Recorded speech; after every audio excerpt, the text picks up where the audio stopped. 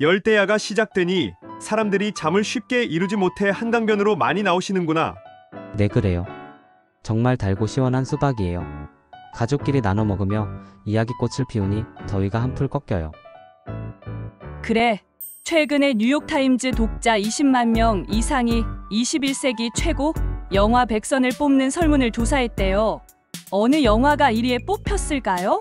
엄마, 미국 영화가 아니에요. 아닐까? 우리 봉준호 감독의 영화 기생충이에요. 정말이니? 2019년에 프랑스 칸느 영화제에서 황금종려상을 받지 않았나요? 맞아, 한국 영화 최초로 황금종려상을 받았지. 30년 전에 우리 가족이 프랑스 파리에서 살 때가 그립구나. 그때는 우리 한국 영화가 수상 후보에 오를 날을 그려보며 마음속으로 간절히 염원했었지. 드디어 칸느 영화제에서 황금종려상을 받을 때의 감격은 이루 말할 수 없었어. 그런데 2020년에는 미국 아카데미상에서도 6개 부문 후보에 올라 4개 부문에서 상을 받았어.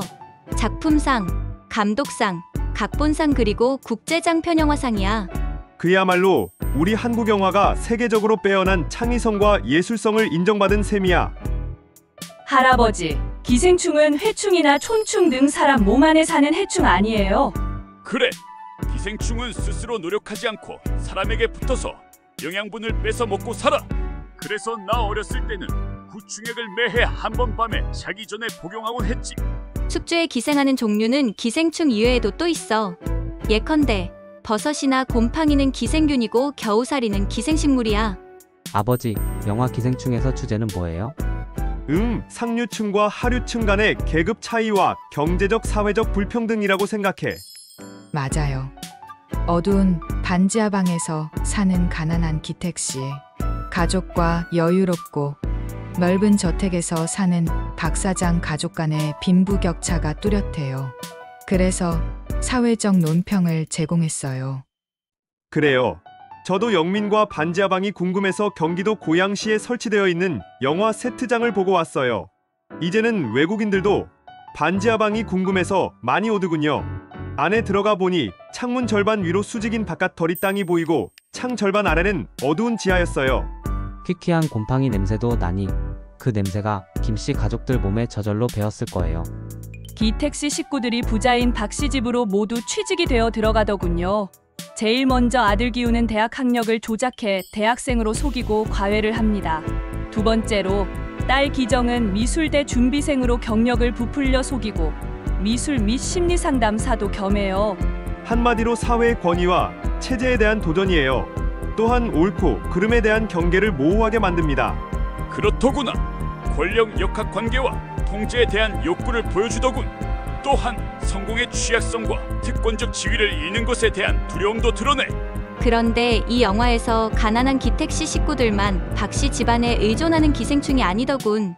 그 집의 방공호 용도로 지은 비밀 지하실에는 이전 가정부의 남편이 몇 년 동안 숨어 살고 있다가 발견되지.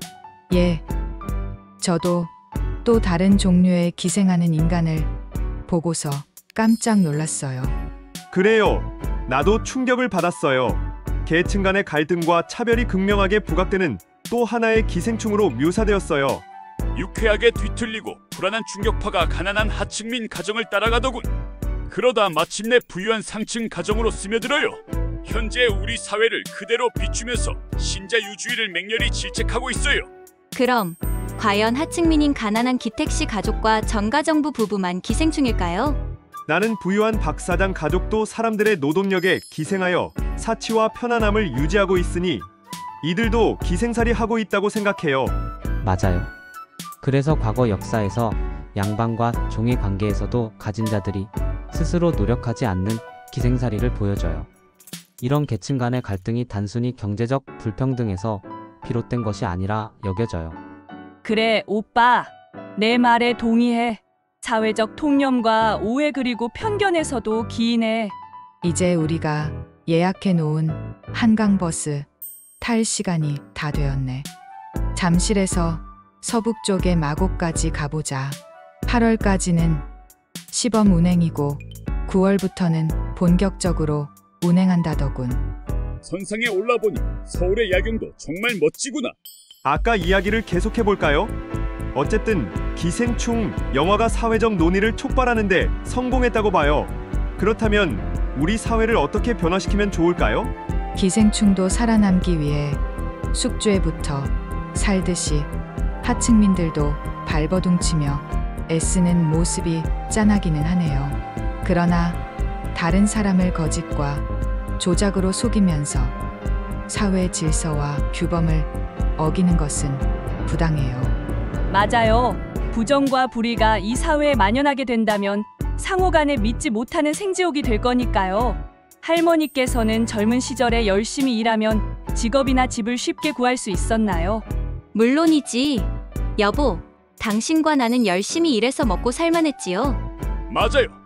그런데 요즘 젊은이는 인류대학을 나와 좋은 직장에 취업해서 평생 벌어도 서울에 집 하나 마련하기가 너무 힘들구나. 참으로 안타까운 현실이야.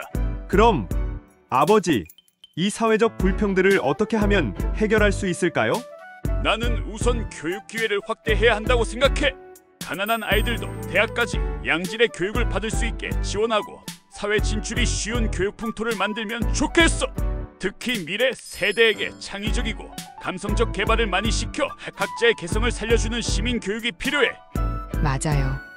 지금도 개천에서 욕 나왔다라는 격언이 만연되어야 해요. 우리 한국의 창의력 지수가 점점 치솟고 있으니 곧 세계 10위권 내에 들 거야. 그러면 미디어와 인공지능을 비롯한 정보산업 분야에서 새로운 일자리가 많이 창출될 거야. 할아버지, 아까 시민교육을 말씀하셨지요? 서로 존중하고 함께 살아가는 시민 공동체 의식이 중요하네요. 우리가 어려운 이웃을 조금이라도 배려하고 이해하고 살아가야 해요. 여보세요. 아, 마침 내과 과장이신 외삼촌께서 전화하셨네요. 최 박사님, 한 가지 여쭤볼게요. 저희 가족이 기생충 영화에 관해 이야기 중이에요. 숙주는 기생충에 의해 양분을 착취당하고만 사나요? 아니야. 숙주는 기생충에게 저항하여 생존하려니 변화하려고 노력하기 마련이지. 그래서 저항력을 강화시켜 다른 질병에 강해지고 있어. 말하자면 기생충이 없어지면 면역 체계가 지나치게 청결해져서 이상이 생기지. 그 결과 숙주는 과잉 반응이 일어나 유해한 단백질을 생성시켜요. 그럼 숙주와 기생충은 서로 이익도 나누는 공생관계도 있다는 말씀이네요. 그렇지. 창조주 하나님의 세상 창조 솜씨는 참으로 오묘해요. 우리 인간이 선과 악 그리고 숙주와 기생충 간 적당한 관계를 잘 유지하며 공생하는 지혜를 발휘하도록 하셨으니까요. 그럼 어머니, 영화 대사 중에서 명대사로 기억되는 게 있으시다면 뭐예요? 내가 엄마로서 느낀 게 있어. 기택 씨 부인이 돈은 다림이라 성격 구김살을 쫙 펴준다. 나도 돈이 많으면 부자같이 착해질 거야. 라 했는데 앞 문장은 은유법이고 뒤에 문장은 직유법을 써서 인상 깊었어. 그러면 앞 문장의 은유를 생생한 은유 생성 원리에 따라 분석해보지요. 돈과 다림이 사이의 유사점과 차이점을 찾아볼까요? 먼저 돈과 다리미의 유사점은 멋지게 입혀준다라고 여겨져요. 좋아, 그런데 차이점은 이미 위에서 암시를 해주고 있군요. 이 암시를 참고로 하여 돈은 성격 구김살을 펴주나 다리미는 옷 구김살을 펴준다가 어때요? 주름살은 옷이 구겨져서 생긴 잔금이나 혹은 성격이 그늘지고 뒤틀린 모습이니까요. 너희들 제법이네. 그럼 너희들의 대답을 참고로 하여 이를 조합해 볼게. 멋지게 입히는 돈은 성격 구김살을 쫙 펴주는 다리미이다. 와, 멋있구나. 역시 생생한 은유 원리는 우리의 사고 이미지를 매번 새롭게 창조하여 감성으로 멋지게 흘러내리는구나. 그럼 이 영화 전체의 주제와 관련하여 은유를 하나 더 만들어 정리해 볼까? 흥부와 놀부 같은 두 형제가 이 영화를 보았다고 가정해 보자. 네, 그렇다면 부자지만 인색한 놀부가 쌀밥 얻으러 온 흥부에게 말해봅니다. 흥부는 기생충이다. 좋아. 그럼 주관념, 흥부와 보조관념, 기생충 사이의 유사점은 뭐예요? 살아보려고 애쓴다가 어때요? 좋아요.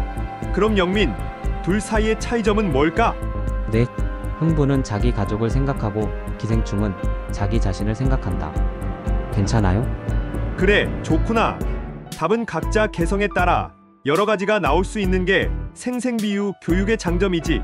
그럼 이 유사점과 차이점을 조합시켜 보자. 살아보려고 애쓰는 흥부는 가족을 생각하는 기생충이다. 정말 멋있구나. 오늘의 사회 현상을 비춰보면서 구김살을 펴는 변화의 필요성을 강하게 느끼게 되었어. 또 생생한 비유를 2개나 만들어 정리하니 아주 뜻깊은 모임이 됐구나. 아무튼 봉준호 감독의 기생충 영화는 통찰력 있고 창의적인 방식으로 우리 사회 변화를 촉구하는 영상 예술 작품이에요. 어머나, 어느새 마곡나루에 도착했어요. 가까운 곳에 있는 서울식물원에 가 세계 여러 종류의 식물들을 만나보고 싶어요. 혹시 기생식물도 있다면 교육에 도움이 되니 보고 싶어요. 어쨌든 한강버스는 서울의 낭만을 더 높여주네요.